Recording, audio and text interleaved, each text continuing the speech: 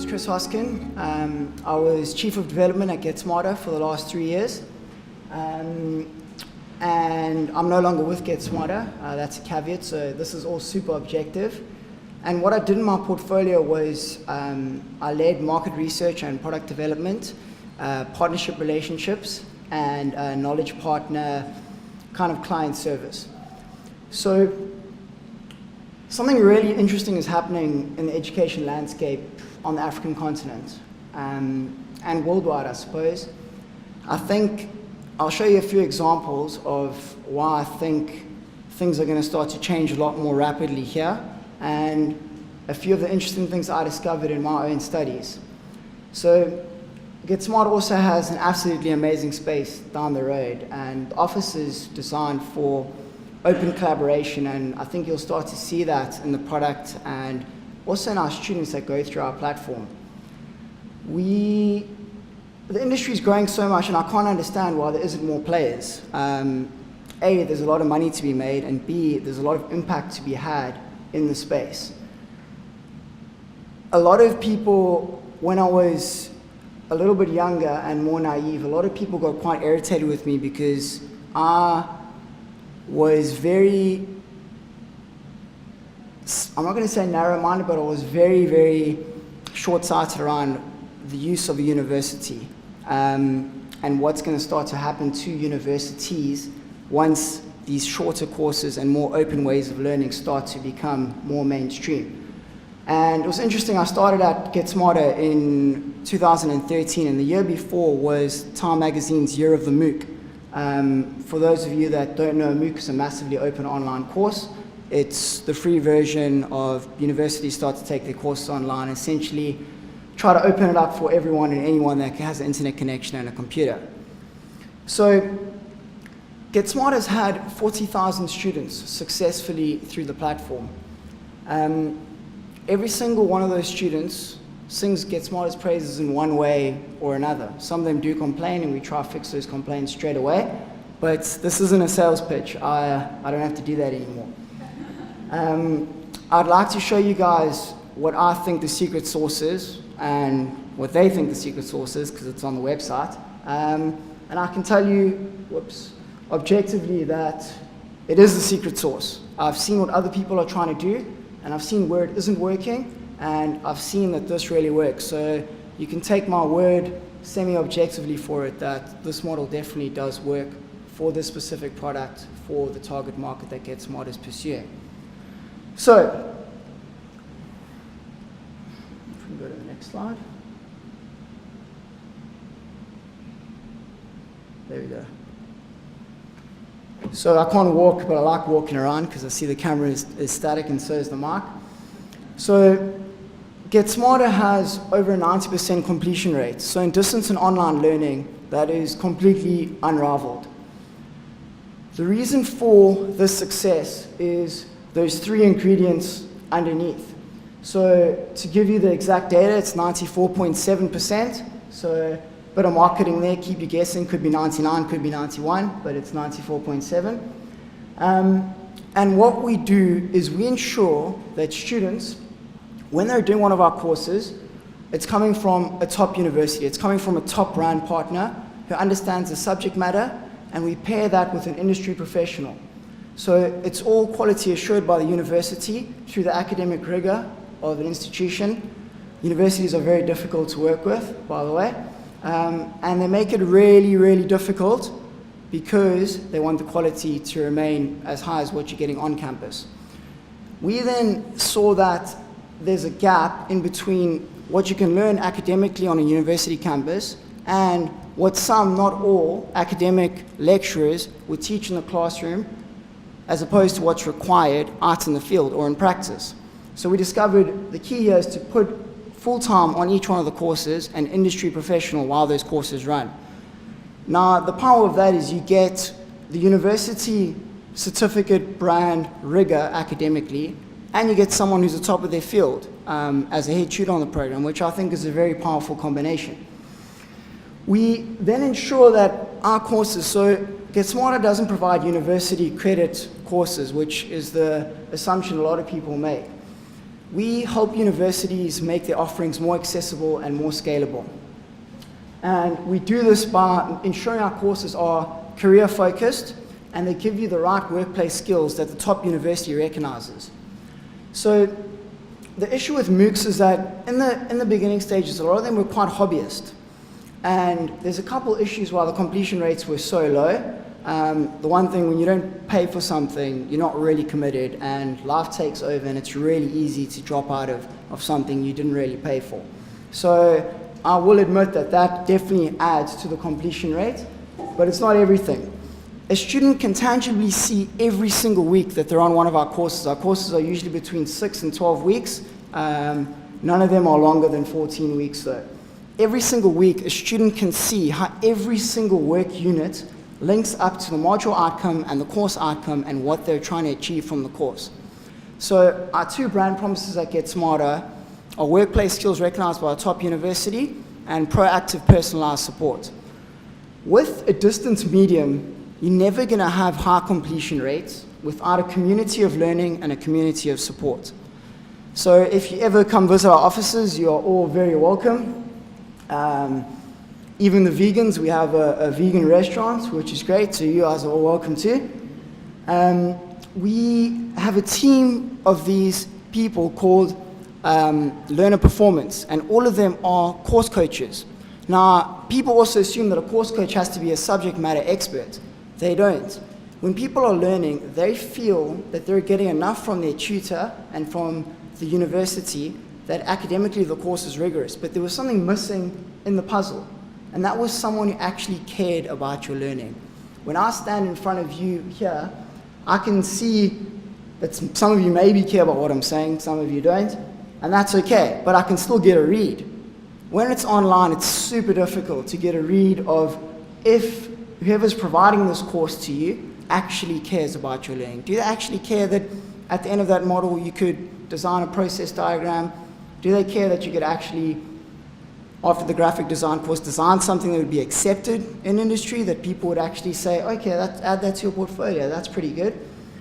So what we started to do is pair every single student with a course coach in our learning performance function.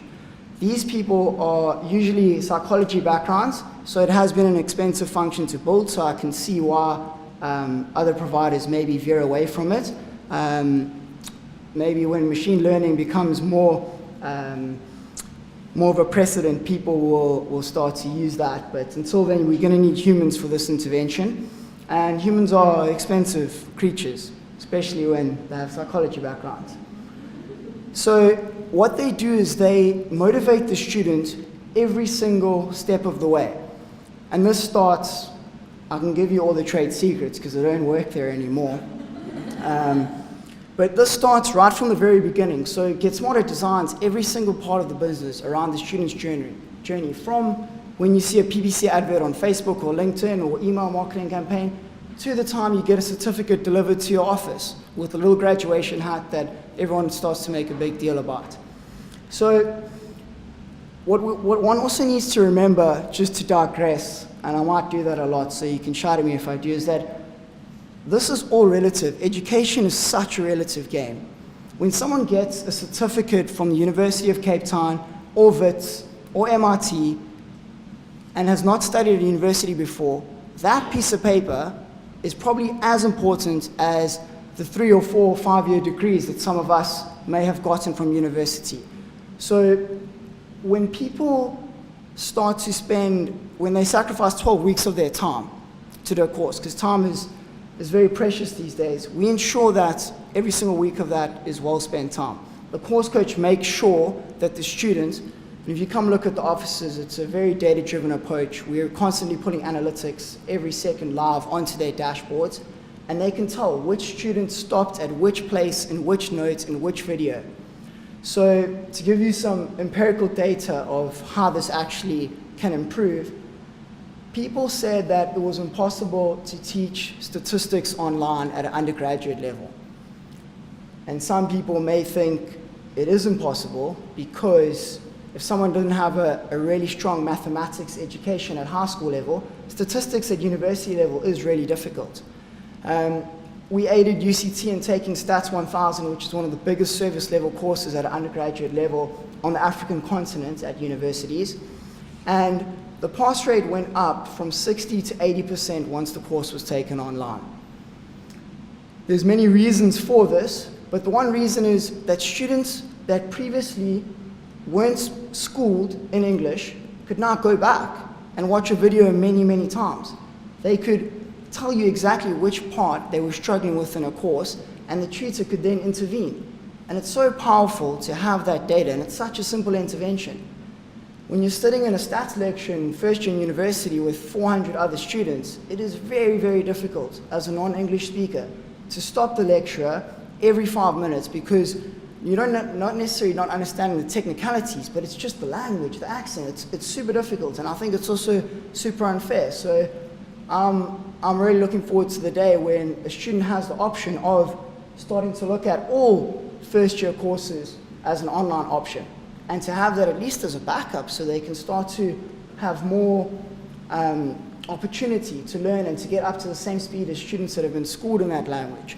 Universities are never going to take their curriculums into all the official South African languages. If you think about how many, at a times 11 or 12, how many official languages are there? 11, there we go. 11, that's the amount of lecturers you would need. So these are the ones that help us achieve that 90+% completion rate. They really do care. They know each student personally. They know what's going on in your family life if you choose to divulge that information, and they understand you. And that key link between the course coach, the head tutor, and the academic at the university is so powerful. It's such a strong golden thread that solves so many problems in distance education and scaling education. So the one thing that GetSmarter has really done well is given universities the opportunity to scale these type of courses. The best part about, I think, the work that we did at GetSmarter is that people that now want to be a business systems analyst, they don't have to go do a 4-year computer science degree. They can do a 12-week course. They can understand everything theoretically they need to understand, and the whole way throughout the course, they're doing hyper-practical stuff. Online education doesn't work if it's not practical. Then it's just MOOCs. It's just hobbyist courses that people can go learn for fun. So a big trend that you're going to start seeing happening in the space is that people want to learn rapidly, but they want to be building portfolios of evidences within these courses. And it's being done already, but it hasn't started to become mainstream enough. And I think you'll start to see some of the big providers making it compulsory for students to do portfolios of evidence and starting to neglect the formal assessments and multiple choice quizzes. So that's what GetSmarter does. We've had 40,000 students, as I said, at a really high completion rate and graduation rate. And what we've started to do is give people hope that better education online does exist. And there is lots of other people doing great work in the space, but there is a lot more people selling snake oil. And it's a sad, sad shame that the technology is so powerful, and we have the solution in these platforms to create massive social change on the continent, and people will take advantage of that. So it's up to, we have the responsibility. It's on us what we do and how we leverage that. And that's actually what I'm looking to do in my next couple of ventures. But I want to quickly tell you a little bit about, you guys can ask many questions about GetSmarter straight after this. Someone told me when I started doing my master's that they said, Chris, just make sure every opportunity, you just punt your research. No matter what people are talking about, just punt your research. So here's the research punt. If it goes to the next slide.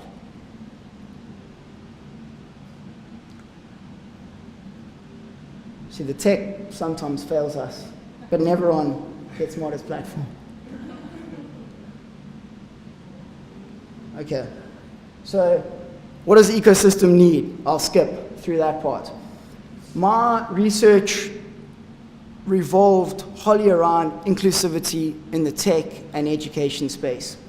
And I'm not going to say I'm an expert yet, but I did find out some really interesting things about what's going on continent-wide and what we can do to improve. And I uncovered there was so much that happened in South Africa last year, and there was so much that happened on the education landscape, and it was a really, really interesting time to be looking at this space. So my research focused around how you make top, high-quality business school education more inclusive and scalable. I'm a firm believer that if you can get more people in South Africa to see entrepreneurship and small to medium-sized enterprise as a viable career path, we start to solve a lot of the problems we have here. The equation's really simple. Get more people to create more businesses, to create more jobs. And we hear it all the time, but it's pretty strange that there's not more people seeing that, and more students, more recent grads, more people that are looking around and can't find employment, not trying to link that with an opportunity to be an entrepreneur. So my strong challenge to everyone in the room and myself is that whatever you're building education-wise and other, ask yourself a really hard question about, have you built inclusivity and scalability into your model? And it sounds really simple, 2 words, inclusivity, scalability, but people don't think about that from the start. And I can show you 1,000 cases, if you have the time, of how many people have built these models that create these market failures. And I'm the firm believer that a lot of the socioeconomic problems we have today are because of these market failures.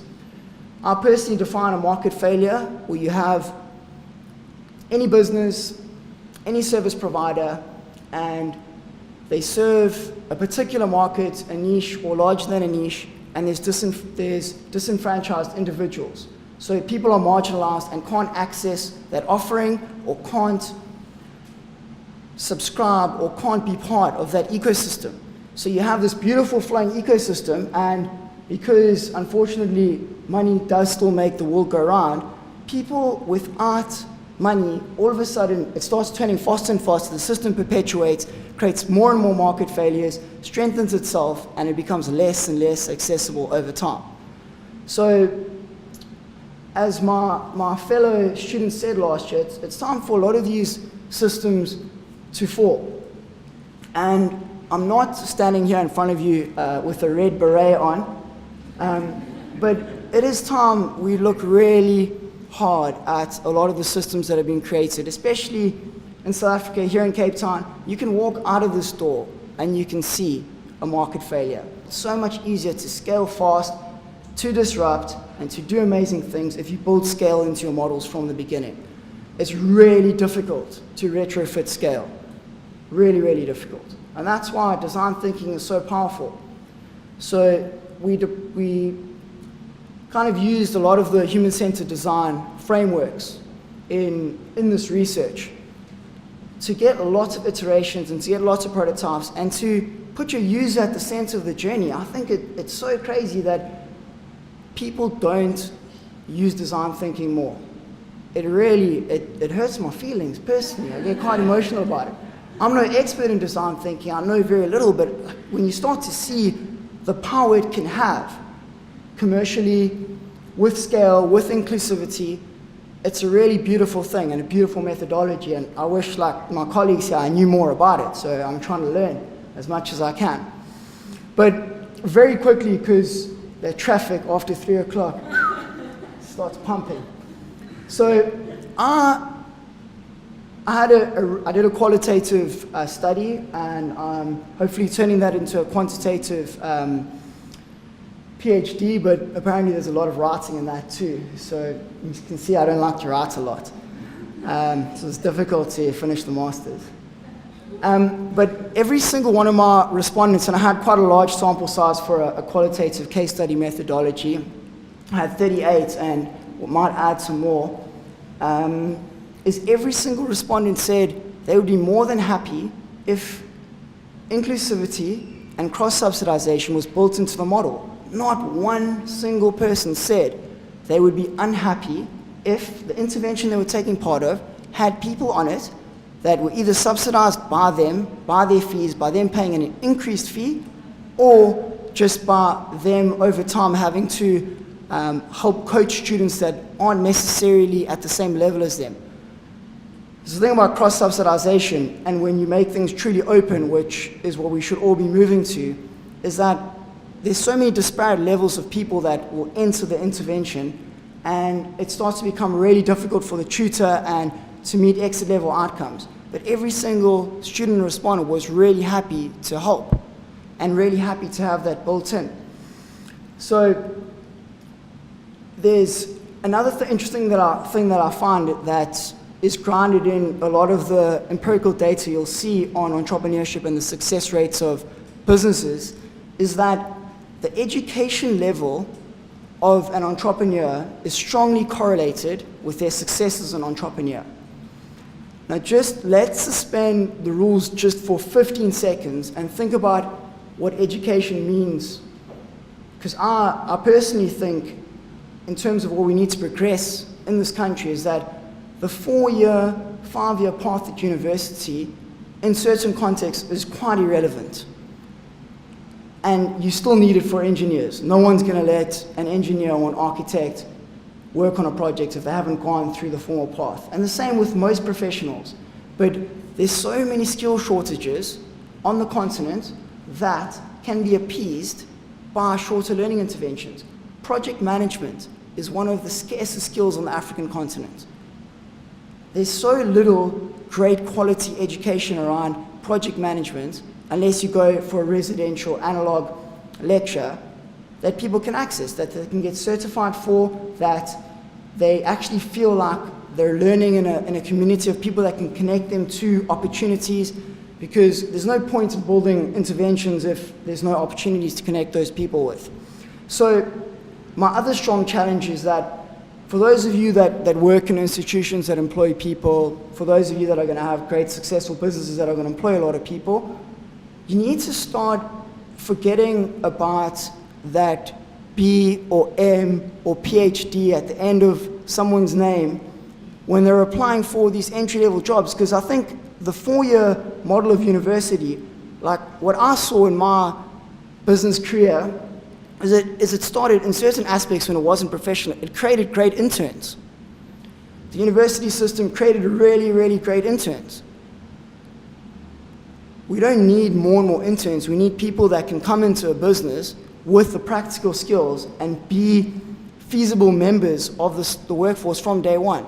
Interns, I love interns, and I don't have anything against internships, but universities from day one, they tell you, make sure you do lots of internships. Make sure you connect to that internship.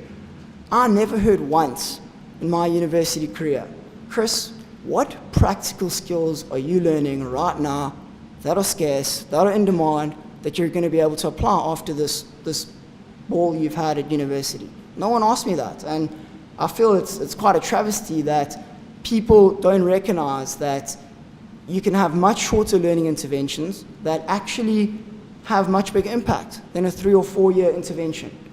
And the university system is always going to be there for those of you that work at universities and in traditional institutions.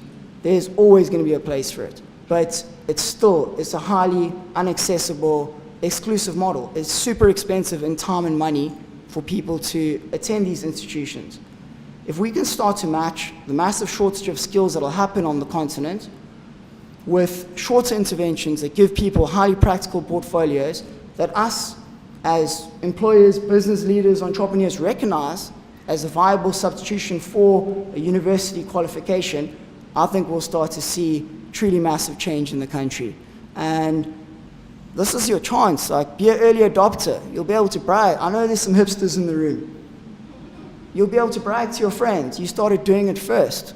Because a university degree shouldn't be a barrier to entry into the middle class anymore in South Africa. And unfortunately, it still is. It's the big golden ticket to the middle class. And we need to change that narrative, and I'm going to do my very, very best to try and do that. So yeah, that's my 2 cents. Thank you very much for hearing me out. Yeah.